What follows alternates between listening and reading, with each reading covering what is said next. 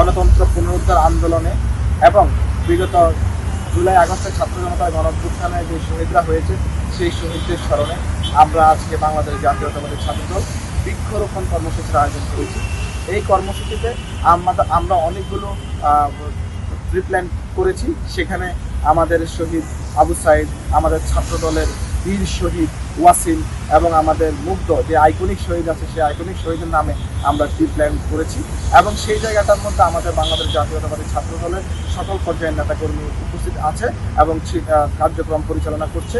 এবং আমরা মাননীয় প্রধানমন্ত্রী জনাব তারেক রহমানের যেই দূরদর্শী চিন্তা, আগামী বাংলাদেশকে বাসযোগ্য করে গড়ে তোলার জন্য, পরিবেশের ভারসাম্য ঠিক রাখার জন্য, সুন্দর সমৃদ্ধ বাংলাদেশ বিনির্মাণের জন্য 25 কোটি বৃক্ষরোপণের কর্মসূচি হাতে নিয়েছে।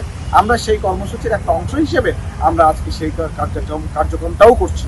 সুতরাং আমাদের মাননীয় প্রধানমন্ত্রী যে ঘোষণা দিয়েছে এবং বিগত 17 বছরের জুলাই আগস্টের শহীদরা সহ তাদের স্মরণে আমরা আজকের এই বৃক্ষরোপণ কর্মসূচি পালন করছি এবং এটা আমাদের প্রতি সপ্তাহে অব্যাহত থাকবে। বাংলাদেশ জাতীয়তাবাদী ছাত্রদল এই কার্যক্রমটা নিরলসভাবে করছে এবং করে যাবে ইনশাল্লাহ।